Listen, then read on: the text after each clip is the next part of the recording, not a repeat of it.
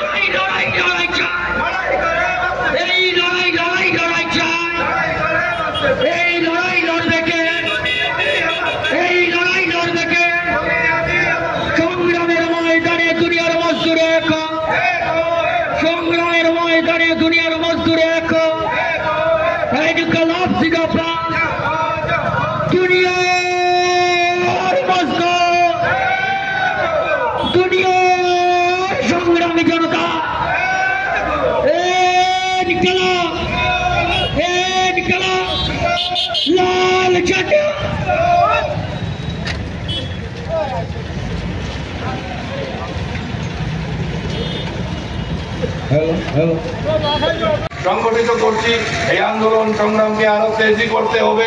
আমাদের রাজ্যে একটা প্যাকেজের উপর মানুষকে দাঁড় করিয়ে রেখে দিয়েছে, কিছু চাল ফ্রি আর কিছু মানুষ ভাতা। বামফ্রন্ট সরকারের সময় যেগুলো ছিল 50,000-এর মতন কেটে দিয়েছে। অন্যদিকে কাজ নেই, অন্যদিকে রোজগার নেই। তাহলে যদি ভাতাটা থাকে, ফ্রি রেশন থাকে, তার হাতে রোজগার বেশি পরিমাণে থাকে, এটাই যখন একটা দীর্ঘ সময়ে চলতে থাকে, তাহলে বিপিএল পরিবারের লোক ধীরে ধীরে ধীরে ধীরে ধীরে ধীরে এপিএল এ তারা মানে পৌঁছাবেন।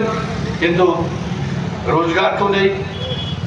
তারা বলেছিলেন কে 200 দিনের কাজ দেবেন, রেগার হাজিরা বাড়াবেন, 40 দিন 30 দিনের বেশি, 365 দিনে বছর, এর মধ্যে 40 দিনের বেশি রেগার কাজ হয় না। এটা হচ্ছে মানুষের অভিজ্ঞতা। মানুষ কথা বলতে পারছেন না, মানুষ কথা বলতে পারছেন না।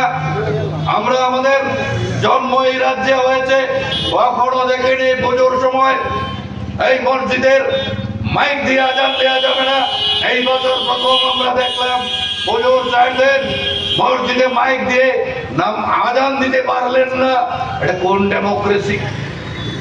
ভোট দেওয়ার নাম শুধু ডেমোক্রেসি না, ডেমোক্রেসি ভোটের বাইরেও আছে।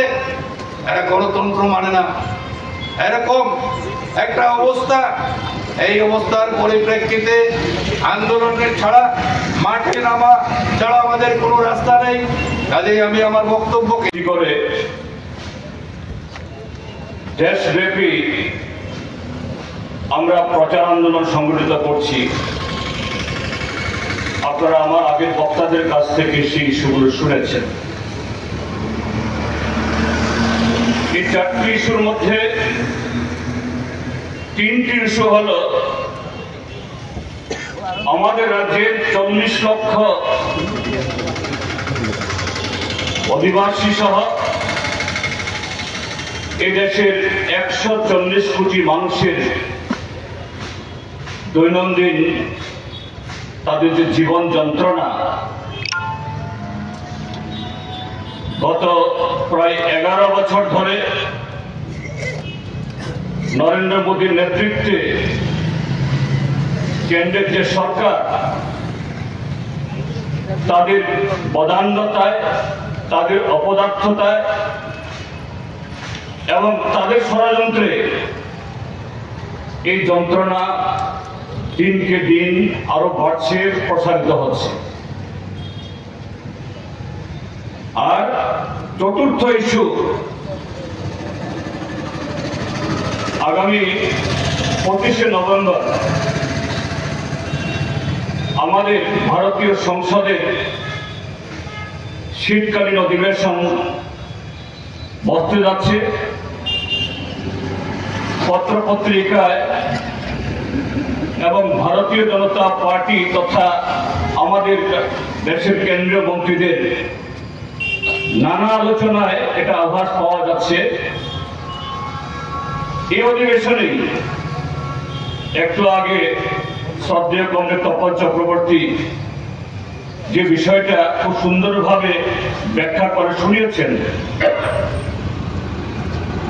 সেটা বিল হিসাবে, বিল আকারে সংসদে পেশ করা হবে। আমরা এই বিষয় নিয়ে গোটা দেশের মানুষের কাছে, এদেশের মানুষকে সচেতন করার জন্য এই ইস্যুগুলো বাছাই করে আমরা এই প্রচার আন্দোলন আমরা সংগঠিত করছি।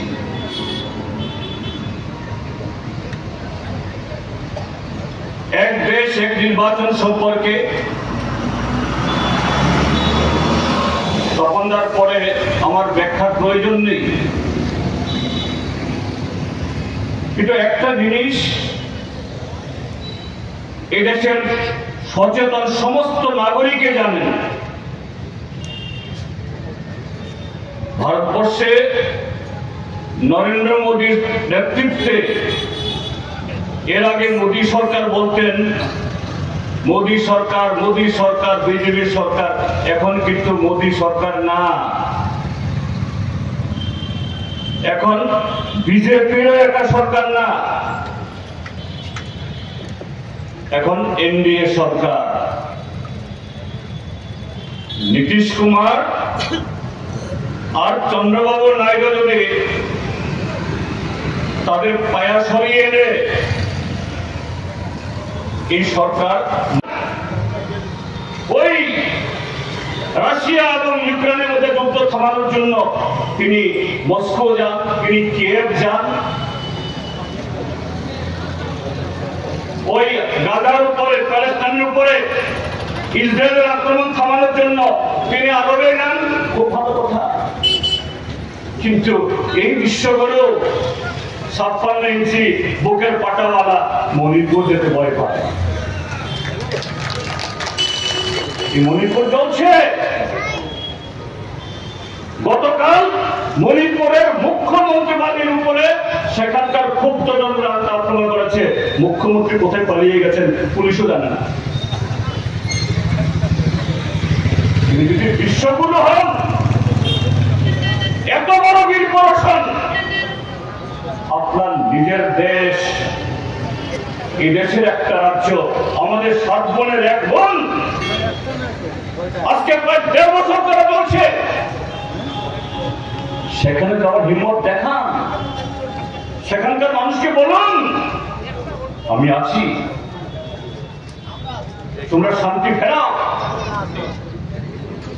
তিনি সেন্সাস করার নাই কারণেই, কারণ সেন্সাস করলে পরে ভারতবর্ষের ব্যাপ্ত চেহারা বের হবে। নরেন্দ্র মোদী সরকার তিনি নীতি আয়োগ নামে একটা সংস্থা করেছেন,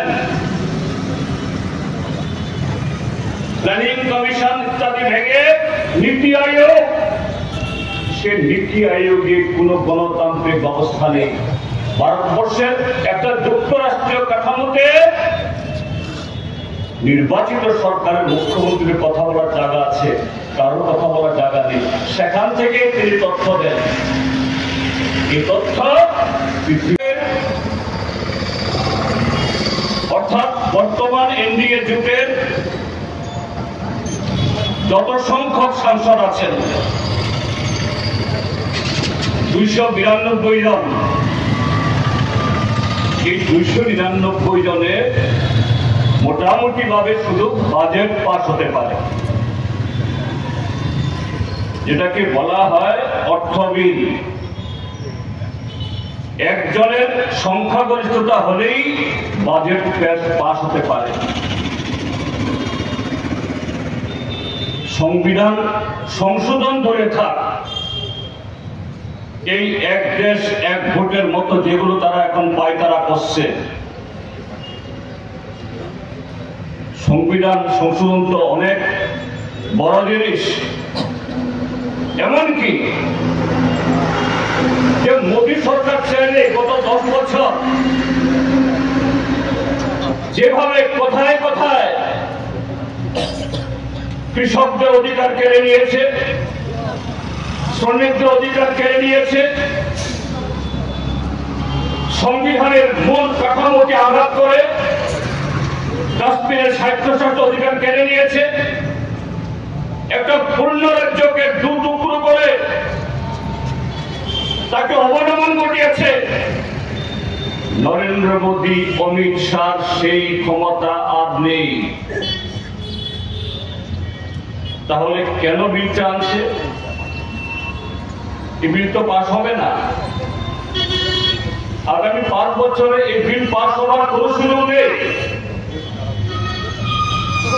যে বিলকে বর্তমান এনডিএ জোটের নীতিশ কুমারের পার্টি এবং চন্দ্রবাবু নাইডুর পার্টি তারাও সমর্থন করে না, আনছে কারণেই ভারতবর্ষে নরেন্দ্র মোদীর নেতৃত্বে গত 10 বছর ধরে যে কর্পোরেট লেহন নীতি চলছে,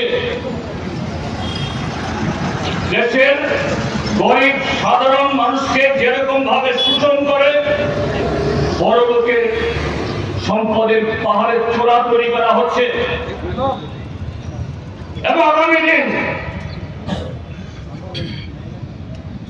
বিকশিত ভারতের নামে, অমৃতকালের নামে, সুশাসনের নামে ভারতবর্ষের এই স্বাধীনতা বিরোধী যারা স্বাধীনতা সংগ্রামের পেছনে যারা ছুরি মেরেছিল, এই আরএসএস এবং আজকে তাদের অসংগত এই ভারতীয় জনতা পার্টি, তারা ভারতীয় স্বাধীনতা সংগ্রামের ফসল। বিগত 1000 বছরে এই ভারতবর্ষের সভ্যতার আন্দোলনের ফসল। ধর্ম নিরপেক্ষতা, যুক্তরাষ্ট্রীয় কাঠামো, যার স্পিরিট, যার আত্মা আমাদের ভারতীয় সংবিধানের মধ্যে নিহিত হয়েছে, সেই সংবিধানকে তারা দুর্বল করতে চায়। সেই সংবিধানকে দুর্বল করে আদানি, আম্বানি এবং তাদের আরো কিছু পুষ্য যে সমস্ত একচেটিয়া পুঁজিপতি, তাদেরকে পুষ্ট করতে চায়। কাজেই মানুষের দৃষ্টিকে অন্যদিকে দাবিত করতে হবে।